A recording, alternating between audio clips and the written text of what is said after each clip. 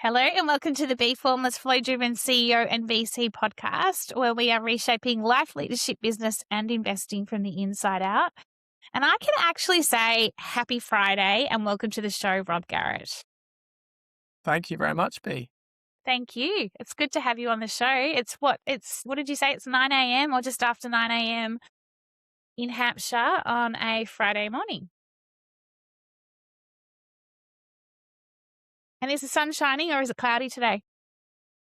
After many days of wonderful early summer weather, it started to cloud over. And in fact, Microsoft was telling me this morning that temperatures are set to drop on Sunday. So no doubt we've been lulled into a false sense of security. I'm stood here wearing shorts today, but probably be back in long trousers by next week. Oh, I love it. We just had a winter blast, and we've actually been having a summer, the endless summer in May. So I don't know, go figure. It's happening all around the world. I think we just got to go with the flow, right, and make the most of each and every day.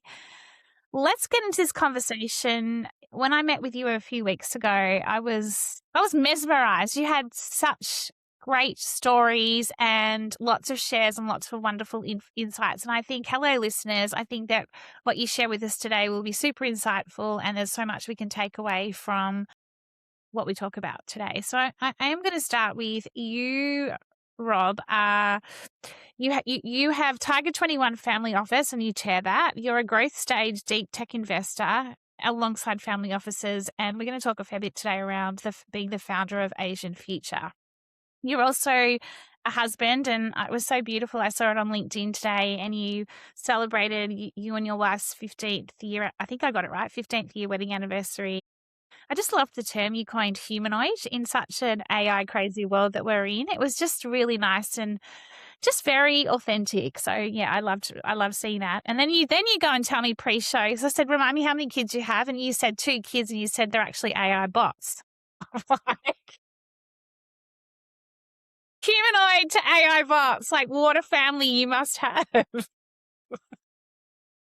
mean, that was a little bit tongue in cheek, as was the post about 15 years of marriage, which, I think in today's day and age, that's something to be proud of. A lot of folks don't make it that far. And yeah, I won't lie, it's always a work in progress, right? You have to work on it, just like you have to work on the prompts for your AI. But I guess the post came out of a position of genuine intrigue, because I spent last week, as you referenced, I've recently become a Tiger 21 chair, leading a family office group globally. So I lead a group that will span 3 axes across Singapore, where I spent almost 8 years living, the Middle East, which I think is one of the greatest places for connecting private capital today, and where I spent almost 4 years living, and the UK/Europe. So the UK is obviously home and where I grew up. And I think, we're going through a bit of a existential analysis in the UK at the moment about our position in the world and our position in the private capital sphere. But London has always remained incredibly relevant for private capital, and I think hopes to continue to do so. And obviously my LinkedIn is full of people who operate in that sphere, and I've built the last 15 years of my career around that space. But it's super interesting. But a lot of the conversation that we had last week at the Tiger 21 Amplify Chair Conference was around AI and its impact and what it can do for us as chairs in building and facilitating the groups that we lead, and more broadly for our members. So members of Tiger 21 groups, they start at $20 million investable, and members of family office groups is for principals with over $200 million in investable assets or net worth.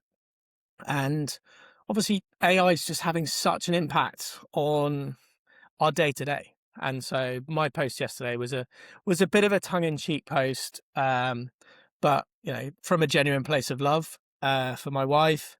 And my comment about the kids being AI bots, that's obviously totally tongue in cheek. But as a parent, that's one of the big challenges that we face today. Technology's all pervasive, and how do we bring our kids up in this world in a way that is cognizant and acknowledging the impact of technology, but not letting it take over their lives. And one of the things that I've been sort of working through in my own thought process recently is like how to involve. So my eldest son is 14 years old, and in the UK, you can actually engage and employ a 14-year-old in your own business when you have a business, right? So I was thinking about ways that I could engage with and employ my son in helping me to think differently, because his generation just has such a Yeah, different I mindset agree. and way of thinking. And asking him, what would he ask the AI? How would he prompt the AI? Because his thought process is different. But have you trialed it yet, or have you played with Well, that whole? it's work in progress, actually. At the school that he's at, he's actually going through a bit of an academic trial at the moment. And so he's been given some considered questions to consider.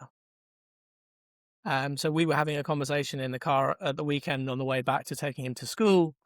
And I was, thinking, well, have you used AI? Asking him, how do you use AI? What would you ask AI? And how would AI inform your thought process?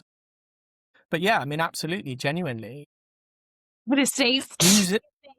Excuse me, sorry. You might, Just had you this might, little you might, sneeze.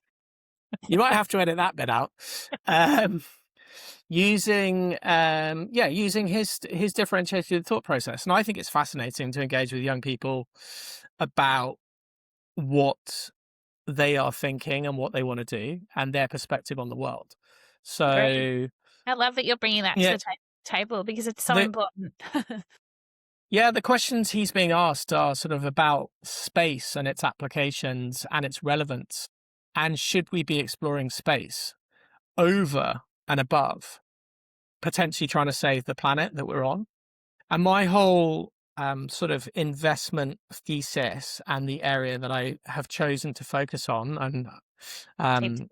at one point, I think my LinkedIn's been sort of edited a bit in the description, but it said, predicated on the belief that as a parent, I'm sort of running a lap of the relay of this race that is life, and I need to hand the baton on to the next runners in this race. They're my kids, and be able to say, well, there's still laps to run.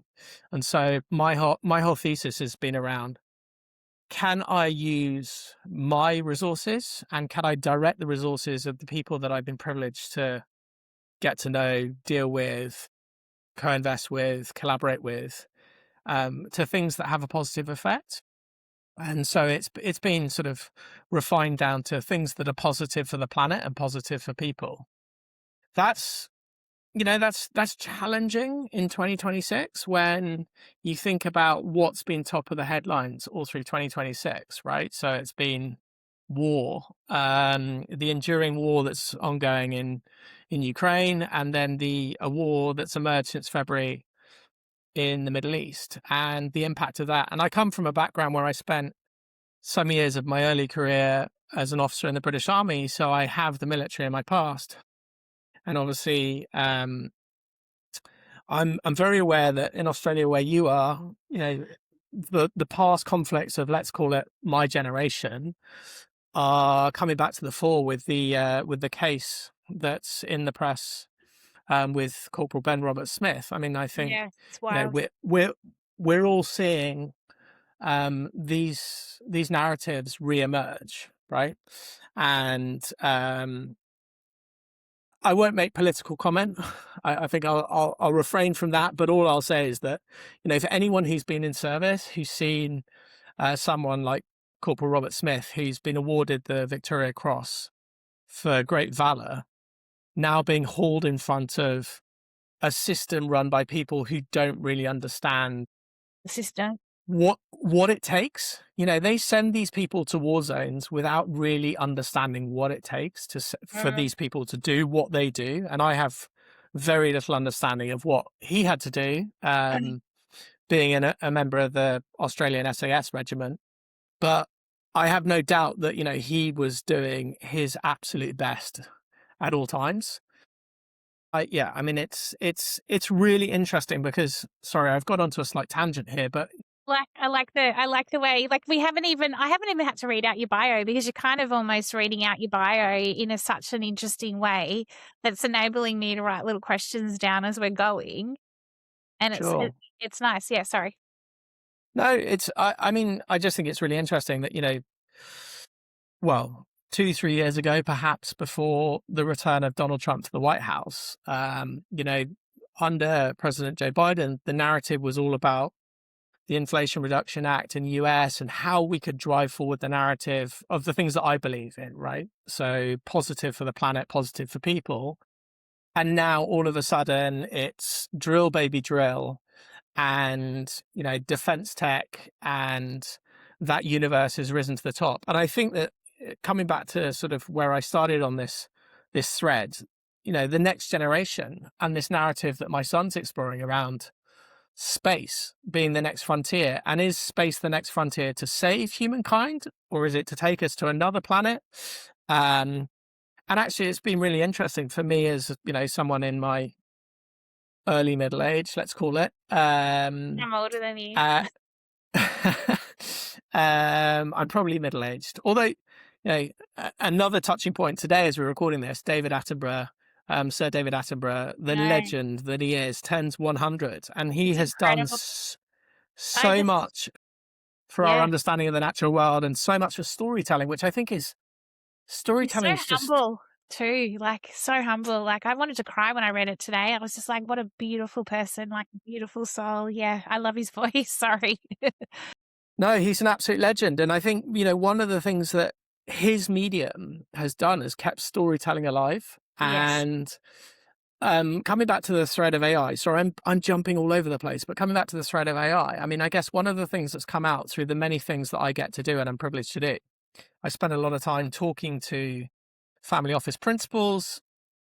I spend a lot of time moderating and participating in family office conferences, and I moderated one in November in Singapore with an organization that brings together much of the ultra high net worth space from Australia and New Zealand.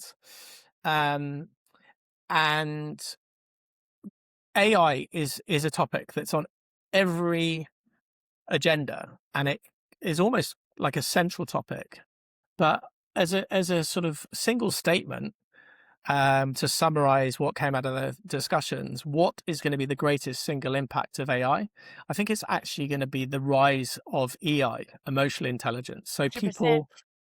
people are going to really revert to, where do I find my trusted networks, and You beat me how to do I? it. I was going to bring that up. I was like, because you are jumping around. It's very formless. And I was actually going to go, so how is this all connecting back to what you build, which is trusted networks? There you go. You've just That's landed it, on it. right? Trusted networks, Yeah. and that's what, this role with Tiger 21 as a chair really, for me, it feels like after 15 years in the space, working with families from 11th generation to first generation and exited entrepreneurs and everything in between, it feels like it's come to a natural sort of connection point for me. Tiger 21 came along at the right time for me at this point in my career and in my life. And it feels like a real privilege to have that connection, because what they are driving is the real emotional intelligence connection. So allowing these people who've had incredible success to connect in what is a safe space and be themselves, be authentic, and be vulnerable. And that's a real privilege to be able to facilitate that.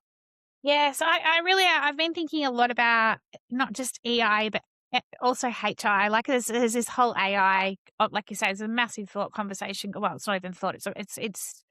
I mean, it's huge. But then it comes next quantum computing, and that's even wilder. And that's it's not that far off itself, and that's going to, you know, transcend even AI. So I think it's an interesting trajectory we're heading on, and the space piece is really interesting. And I think that, there's AI, EI, and then there's the HI piece, which is the human intelligence. You could argue that is EI.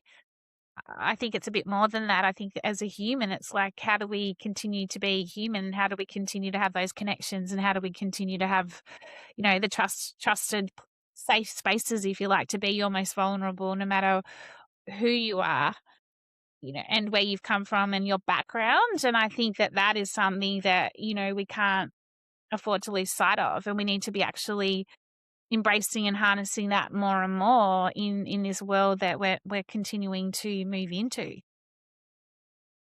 100%. I mean, I think that in a way um, was and is the genesis of one of the companies that I've built. So I built a company called Asian Future Yeah, tell us a bit since about that. 2019.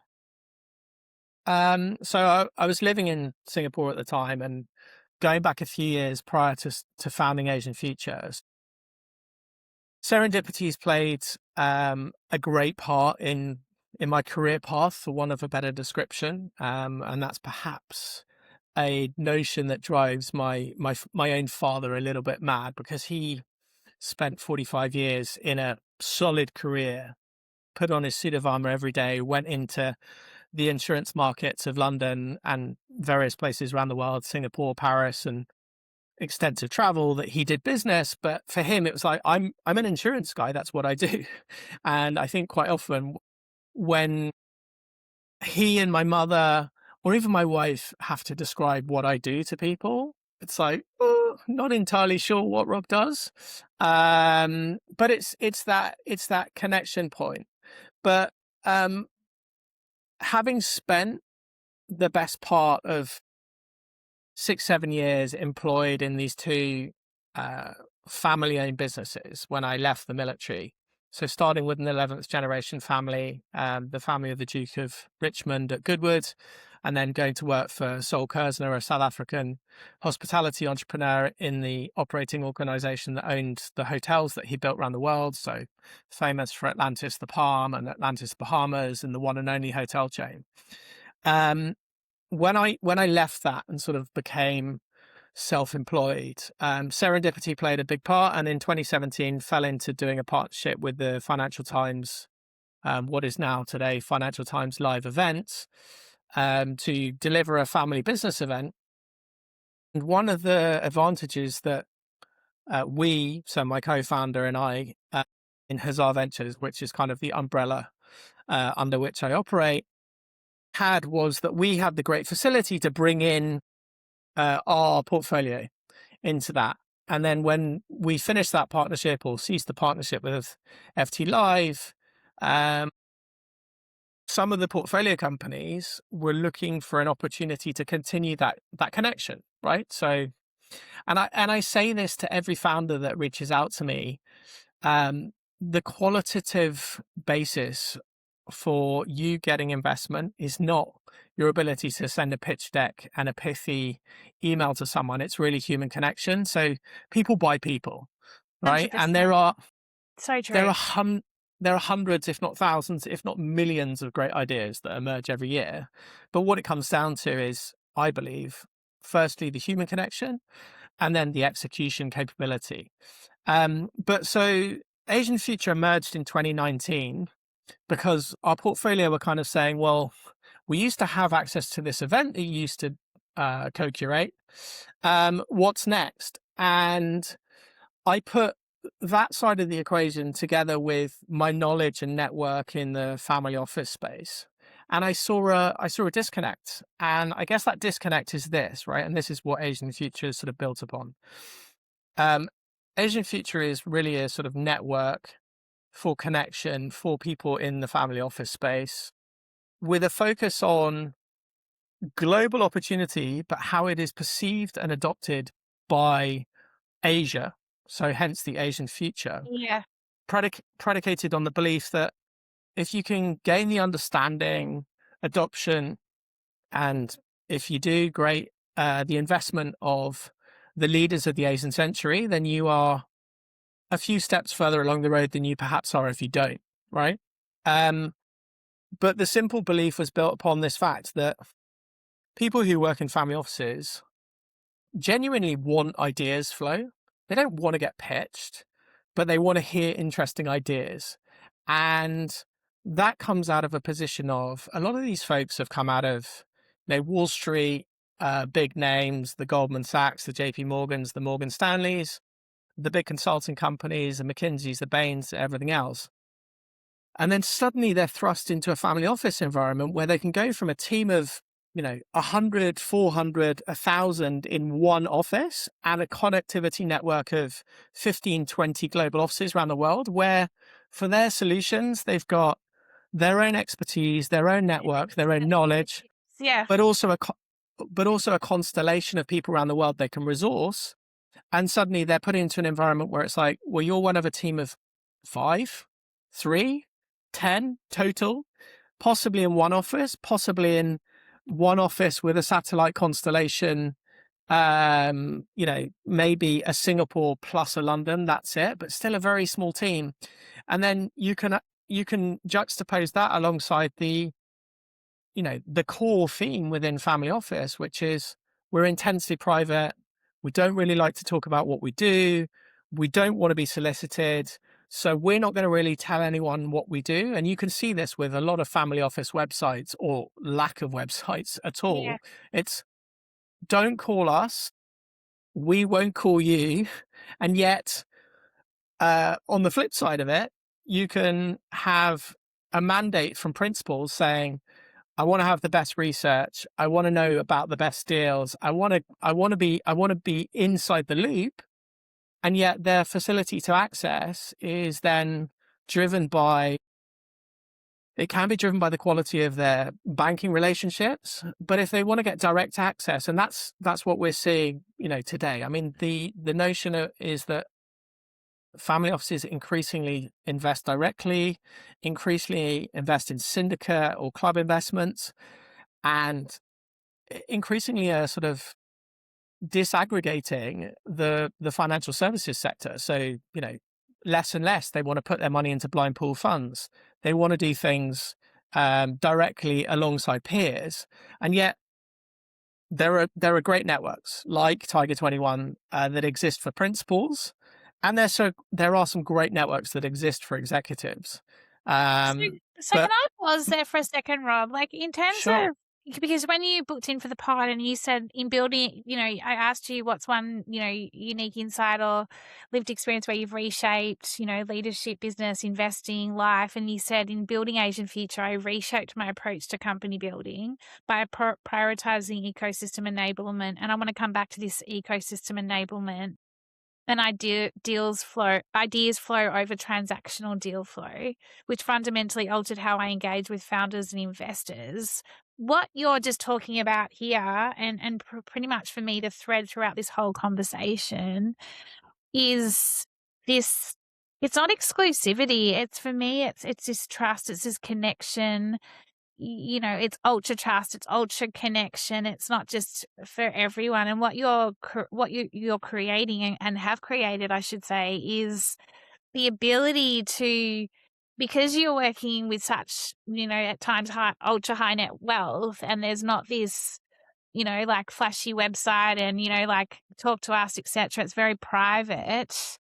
You've enabled you've created this ecosystem, enable this ecosystem to connect the various people, the various idea flow, trust, etc. Like, that feels like what you're talking about here. Am I completely, is that That's like it.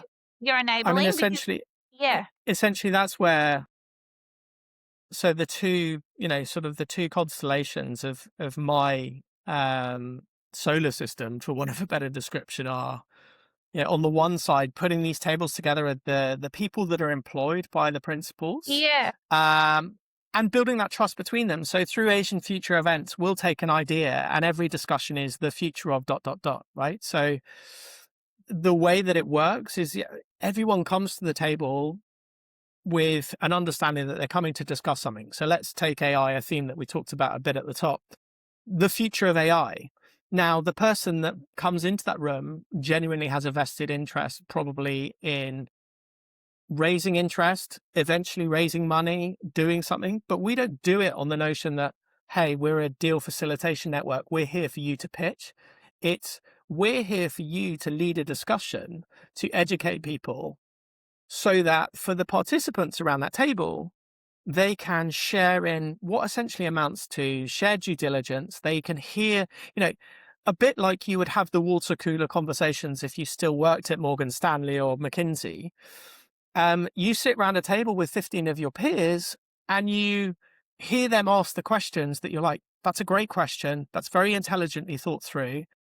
Outside of this room, I need to connect with you to talk more about the way that you're thinking about this.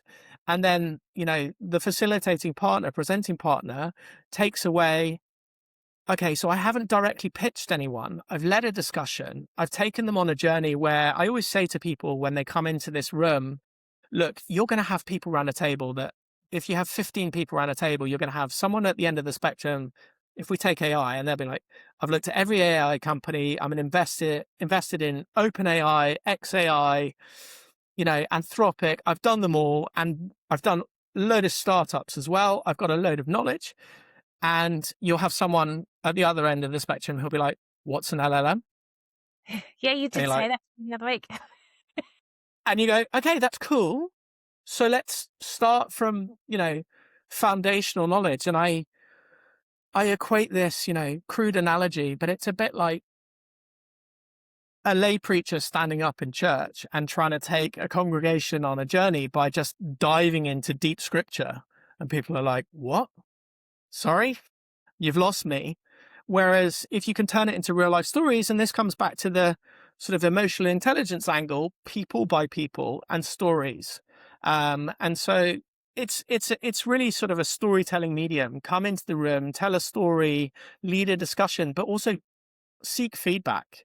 And that's, relating to my Tiger 21 chair role. That's what, as a facilitator, I love about the privilege that I'm being given to build and lead a group is that it's not about me. It's got nothing to do with me.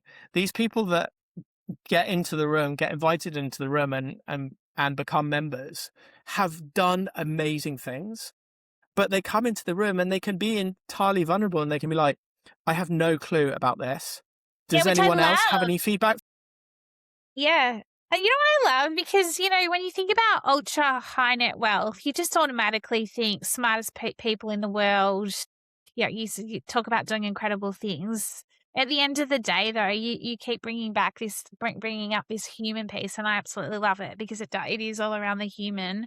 We're all human at the end of the day, and I just love the whole notion of we judge and we have these expectation on oneself and the people that we connect with and interact with, and yet I've always had this view that, we are all human. And so we are, as much as we've obviously got different lives, there's just this ability to be able to go, what is an LLM in such an environment and not feel like an idiot. Instead, it's like, well, actually, this is what it is. And they could have created or had the most successful business. And yet they're asking a question that is like, you would just, there's this, you would expect it. And actually what you're saying here is, no, this is the space and place to be able to share stories, vulnerabilities, and not feel unsafe to do so or uncomfortable to do so.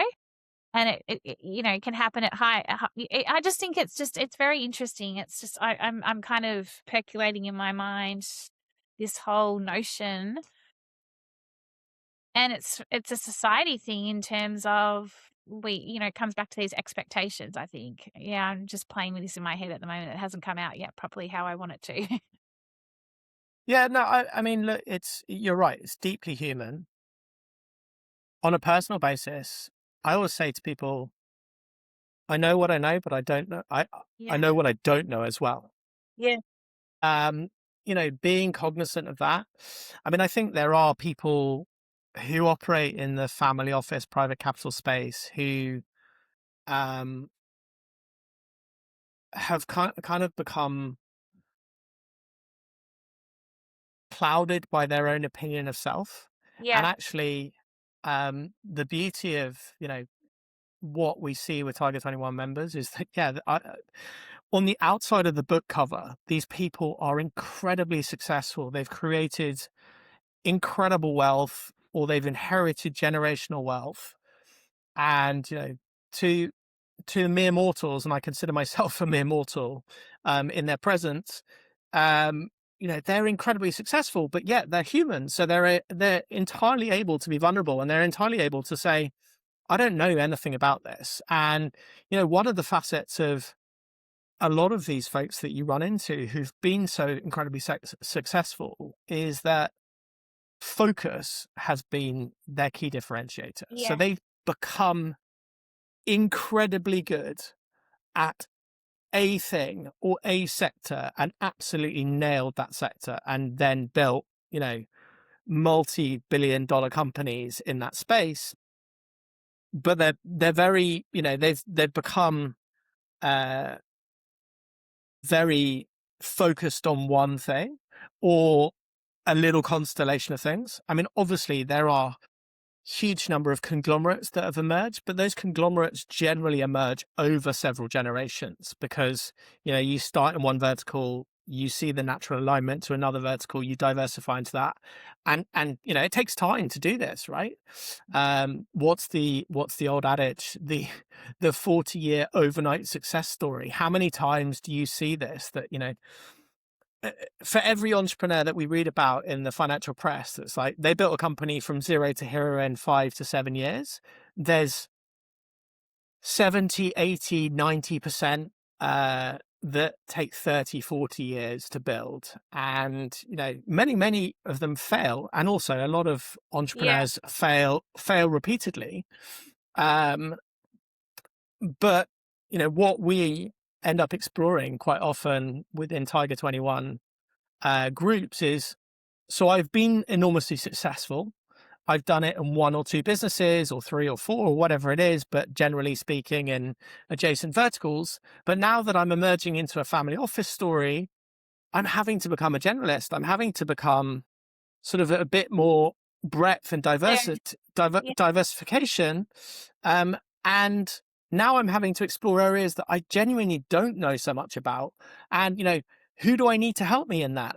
Yeah. And what resources do I need? And what knowledge do I need? And also the exploration of self-assessment questions, like what are my relationships like in my own family?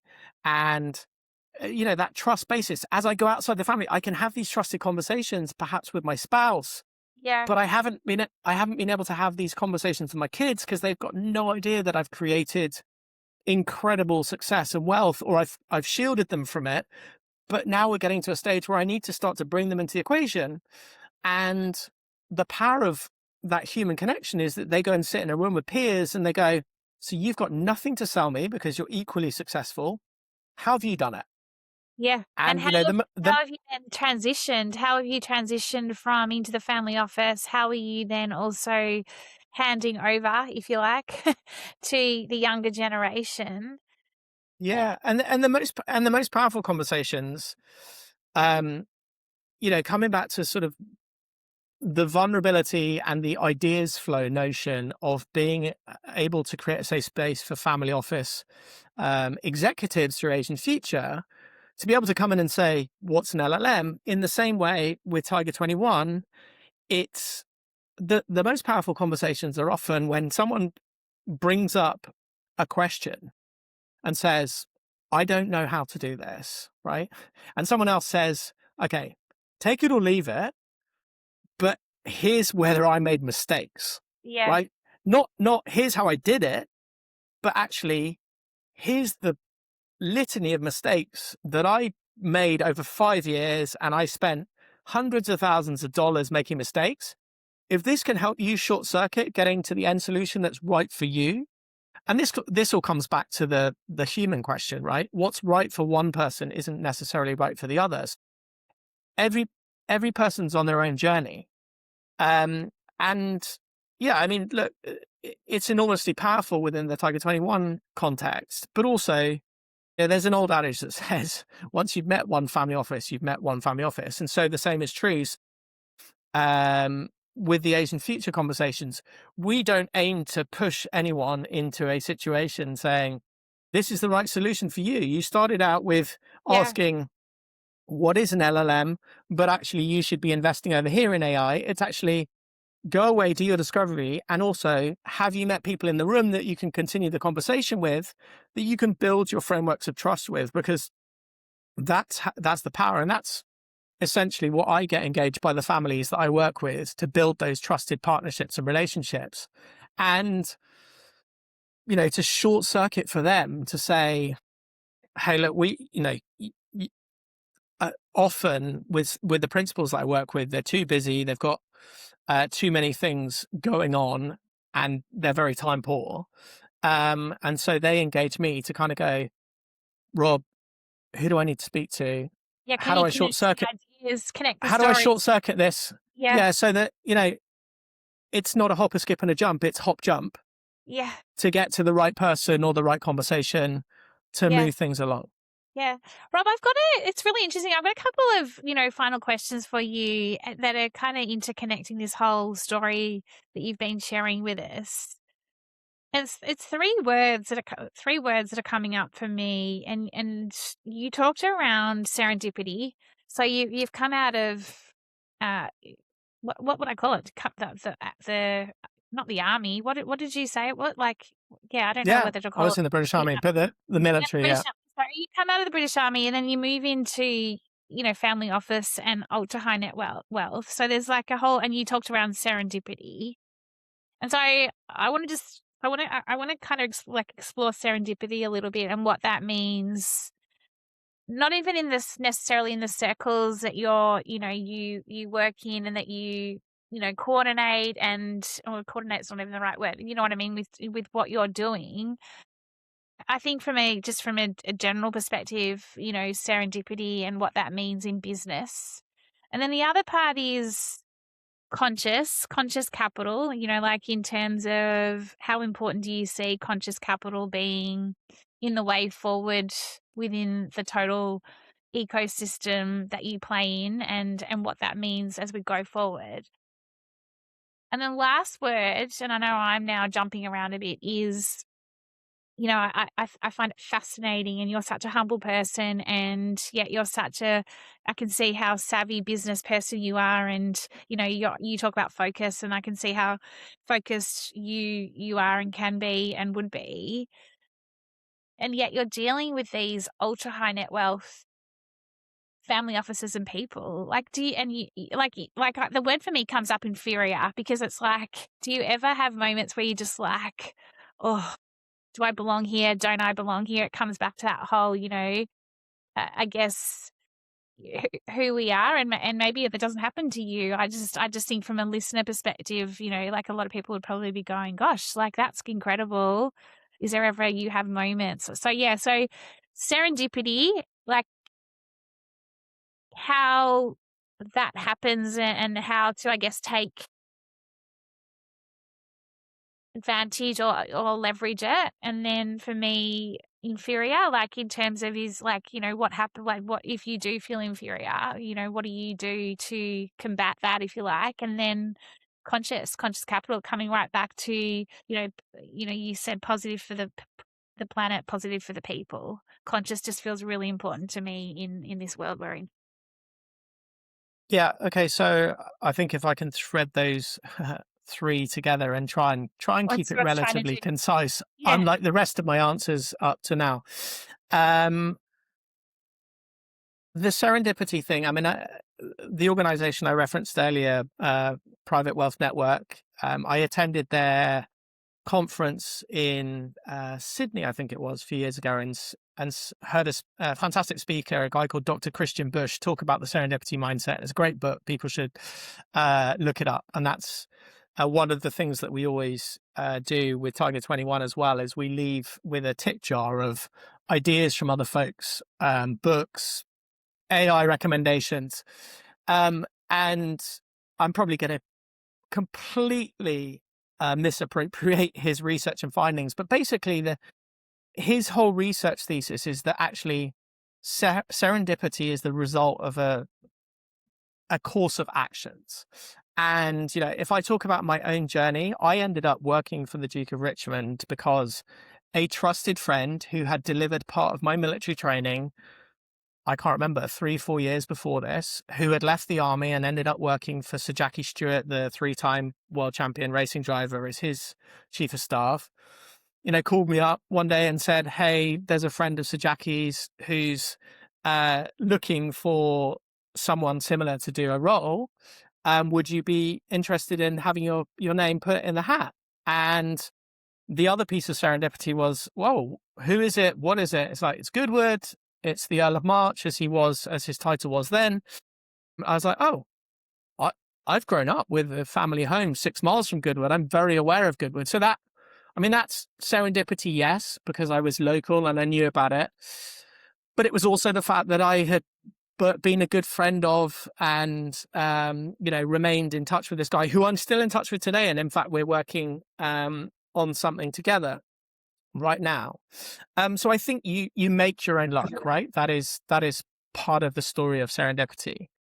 Talking about the inferiority, so Richard Branson, who's someone that I've been lucky to sort of connect with at various points over this journey, he was a friend of my former boss at Goodwood's.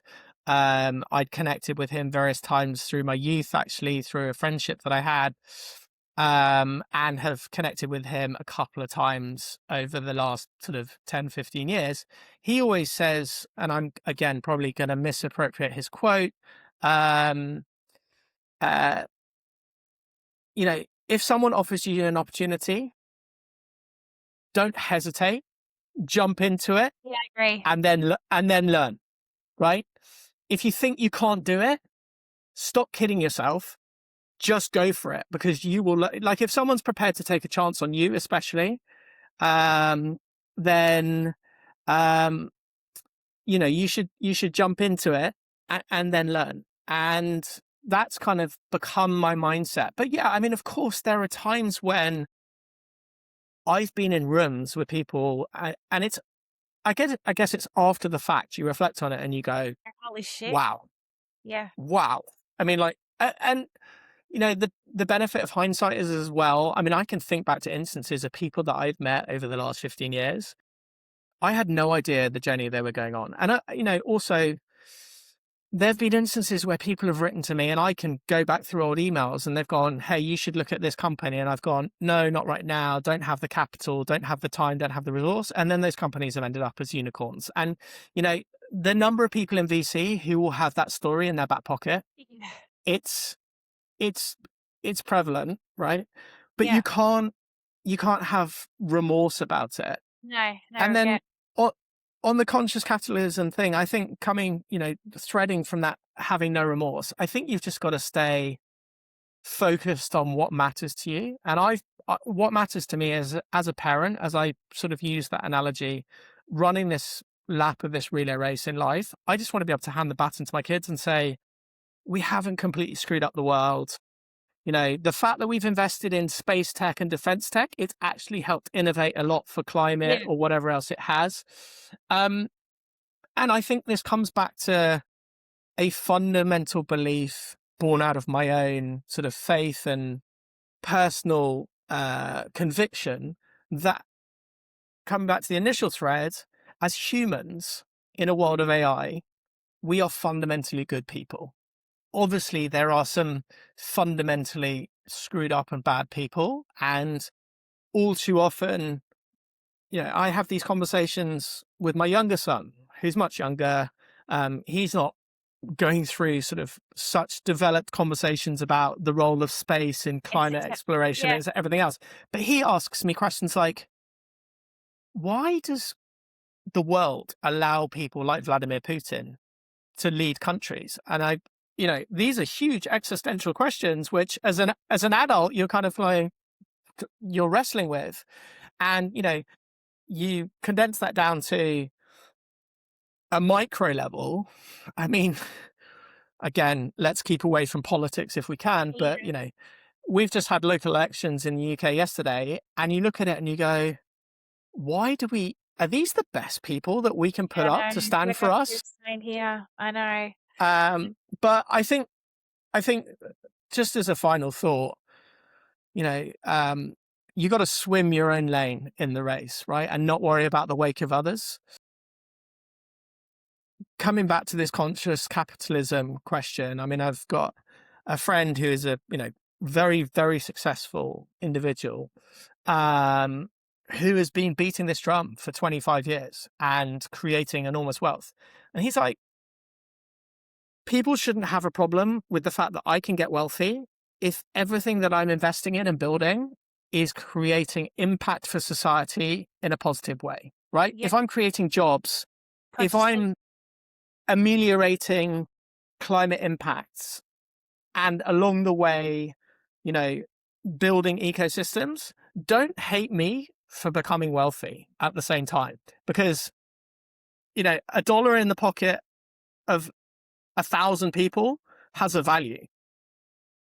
So I just think it all comes back to the fact that ultimately we are humans and we all do still want to connect. I mean, that's why we're talking. That's why when you reached out, I was like, oh, cool. It looks interesting. And hopefully something of the rambling thoughts that I've had have been useful to the people No, listening. no, it's really interesting, and I think it comes back to, like, through connection is when garner trust, and you start to build a trust in a relationship or not. Like, I think it's what it comes down to that.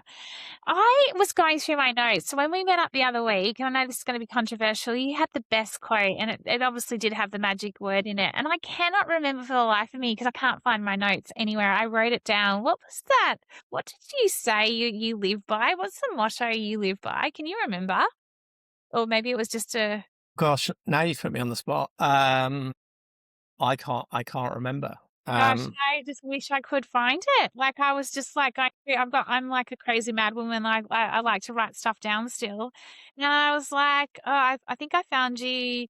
And then anyway, look, it doesn't matter.